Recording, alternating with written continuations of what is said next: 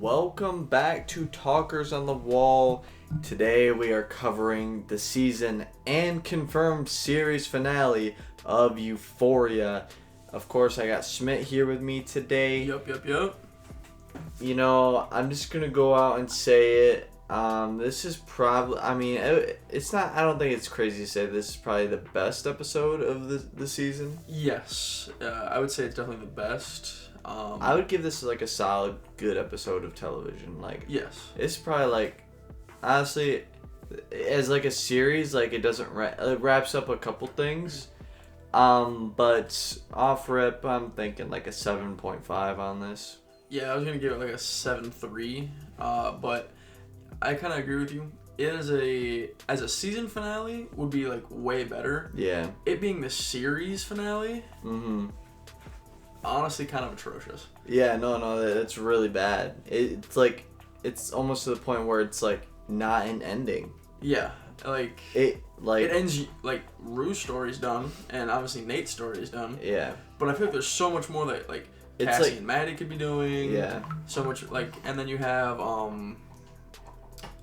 the side characters of Bishop and because did you hear about the cut scene of why Bishop did what he did? Is because they cut a scene where they explained that one of Ali's sponsees was a relative of Bishop. And fair. And Alamo killed him because of the fentanyl and stuff. Yeah. Or because he was involved in all of it. So I like the whole thing of where it's just the themes of I will give this season credit. It did build up a lot of moments of him being the snake that outgrew its owner. Yeah. That's pretty cool. I mean, gotta give Sam credit there. But yeah, I mean, it just a lot of characters didn't get resolved. This is gonna be a full spoiler, so it's either the character died or it didn't get resolved. The only character that felt like it got resolved was Ali. Coleman Domingo. Yeah. He should win an Emmy for this performance. We can talk. I know this is gonna be a lot different of a video. Typically, we go character by character, but there's gonna be one segment that I want to do. All throughout this season, I kind of got these vibes, but this completely solidified it. And if you hear some chewing in the background, it's my dog. But season 3 of Euphoria just basically was Sam Levinson being I have these characters, time skip, okay, let me do the best I can to make a Euphoria Tarantino movie. Okay. I get that. Literally the build up to all the arcs, it was just a very mediocre, chaotic way to bring the arcs together like a Tarantino film. Yeah. It was a mixture of Pulp Fiction and Django, I felt like. Okay. I can see it. Yeah. I especially with I didn't know how exactly Alamo was gonna get busted, but it being the full on Tarantino style where I almost could call him the actor's name, but Ali going up and going just through the worst security in the world. Yeah. At Alamo's club. And then just blasting everyone. I was oh my god, this is completely Tarantino. And then the Django scene. Yeah. Yep. Where it's I counted 2 shots. If my math's correct, you got 3 shots left. Yeah. It's that reference was, I felt a little bit on the nose. But yeah, no. I mean, I thought it wasn't egregiously copied. I just felt it was just heavily inspired by that Pulp Fiction and Django, kind of that revenge story. But yeah, I mean, then we can kind of go through it. Obviously, MVP of this episode's got to be Ali again. 100%. It's back-to-back episodes for me. Well, yeah, 100%. But I think what we'll do, I know I'm getting a little burnt out of Euphoria because we binged it and then we watched this weekly and pumped out reviews weekly for it. But I think we're going to do a full season review probably next week. And I really just want to dissect each character because I feel like we'll just be here for an hour if we go by each and every character. So we'll just do it like based on this episode. Yeah, I mean, rest in peace, Rue. Yep. I kind of felt like I mean, her death scene was good. I just because we were joking that it's like, oh, that's actually a Rue living fake out. Yeah. But then she ended up dying. I feel like it wasn't as emotional until like the very end when it was all finally resolved. Yeah, no, I loved the scenes with like her mom, and like, you know, it was kind of like when she's like on her like final trip and she sees like Fez got out. Yeah. And like she does parkour. I'm just like, what? There's no way that like she could like get away from the cops like that. Oh yeah. And then it obviously didn't happen.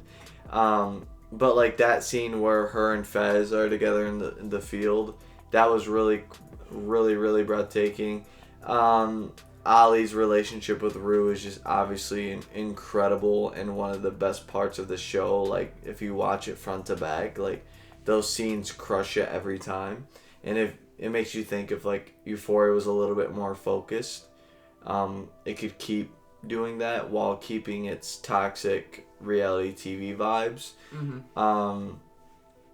But yeah, no, I mean, MVP, Ali, Rue, gotta give him credit. I felt like there was a legit effort put into like resolving Rue's character. Yeah. And like I feel like it's not a happy ending at all.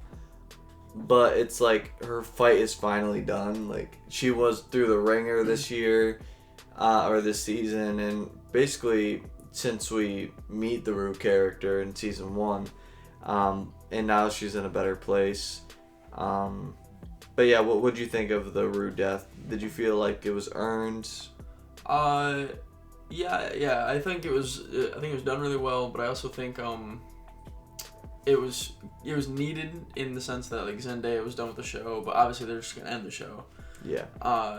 But I feel like it was warranted. Like it kind of just like was a thing that needed to happen. Yeah. No, it felt like the Rue character was just going through like a revolving door. Granted, It was a series finale. Like you had to break the cycle somehow. Yeah, somehow. And yeah, it was just a real ending. And I mean, obviously compared to what they did the Nate Jacobs character. Yeah, this is way better than Nate. Yeah, like they didn't even try with Nate. Like they were just, oh, we got to get Jacob Elordi as far as this main cast as possible, and then we'll kill him that way. So then now we can just kind of hop around. We'll go Maddie, Cassie. I mean, I was just kind of a little upset with Cassie's reaction. Like, Nate died last episode. Yeah, and then she was kind of just like eating her food like normal. Yeah. At the start, and then it's like, we'll get through it. I think maybe it was this is like my headcanon kinda. I think the way it was like written was normally Cassie was like the one that would be like crying all the time. Mm-hmm. So like maybe that they were trying to write her to where like it'd be development where she put on the strong face and be like, hey, we're gonna be okay. But I don't think it landed. No, I didn't get that, but I could see it. And if it was done well, then I'd be okay. But it just didn't feel like Cassie actually cared that Nate was dead. But honestly, like, you go back to last episode, and it was just more of a shock that Nate was dead. Let's see.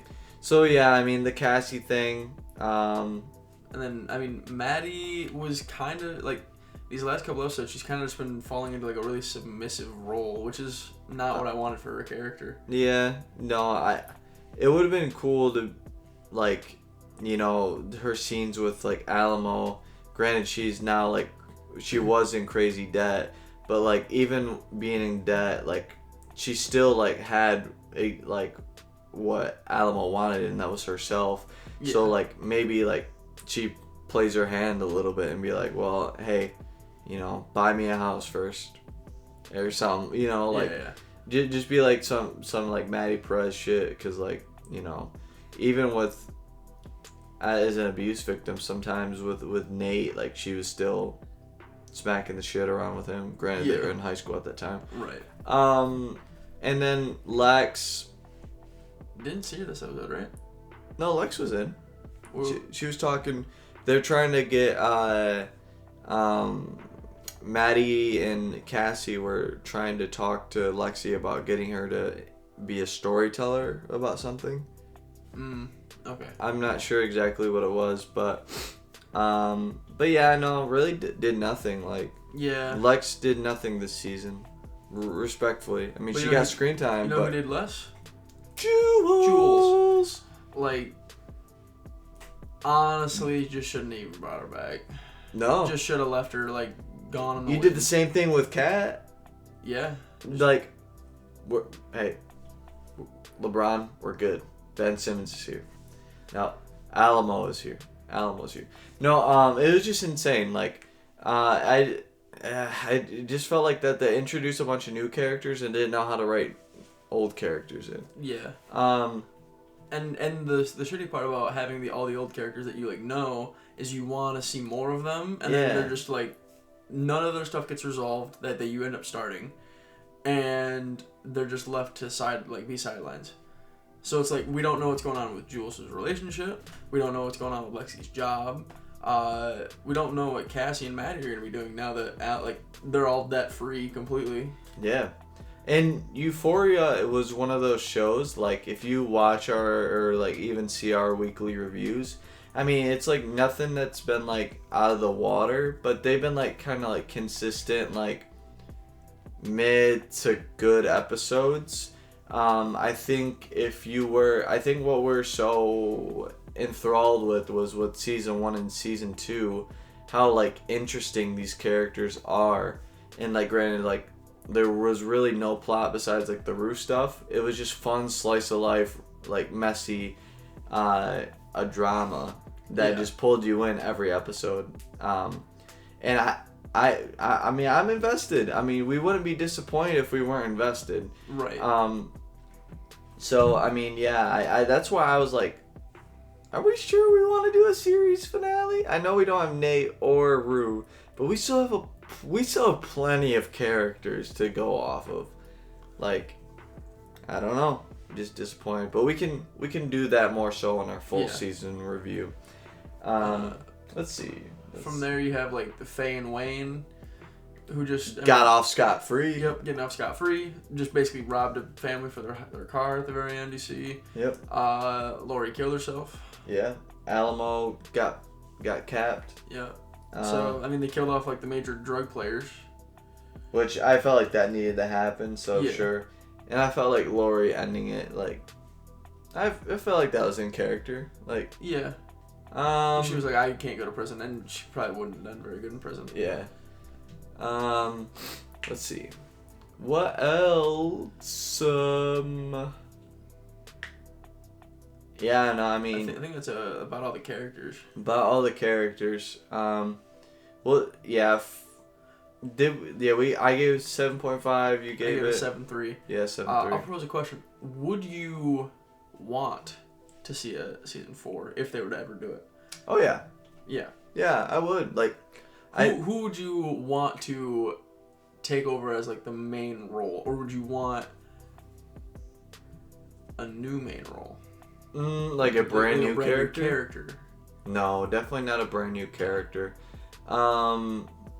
Let's see. I'm also in the same boat. I don't want a new character, but I would want like Maddie or Cassie as like a main character, and then but like they would be like the other one would be the supporting cast. Yeah. No. Just the only bad thing is just still no Jules. Like, how do you get Jules involved? You don't. Yeah. But then they could still have like Lexi, because she's like the sister. I mean, I'd be down for that. You could sell me on that. I would like to see a different writer. I don't want to see Sam Levinson in it.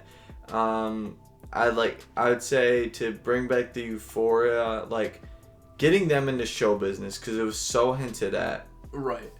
You could honestly like everyone could group up at and they could like start at like Rue's funeral. Yeah. And it's like a super emotional like thing because you have like Lexi who was her best friend growing up. Yeah. And then you have Jules, her first love. Yep. And then you have like Maddie and Cassie who are just kind of like there that she would like talk to throughout this season. Yeah. So. And it'd almost be like sitcom-y, but like you could have it to easily to where they do like it's a little time skip or whatever. Rue's funeral.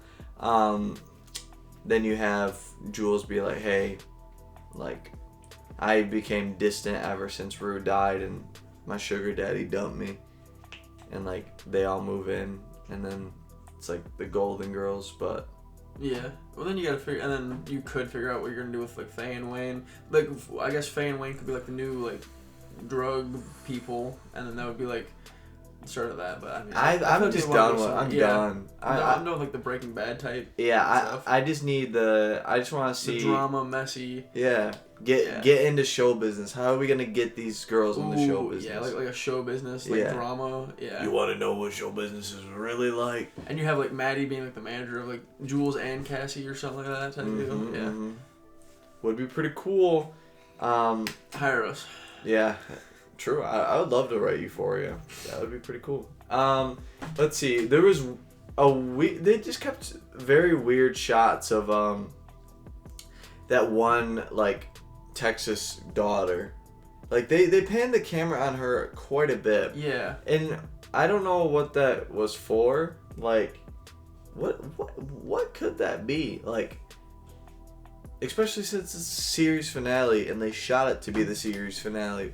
Like, dude, maybe they're just playing. This is what all the Stranger Things fans are thinking, or were thinking as well. Yeah.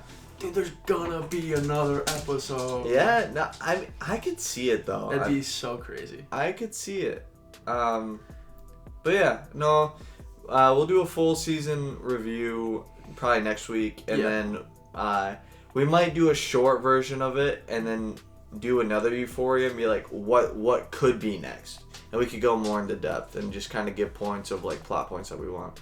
But really happy that you guys have been watching these weekly.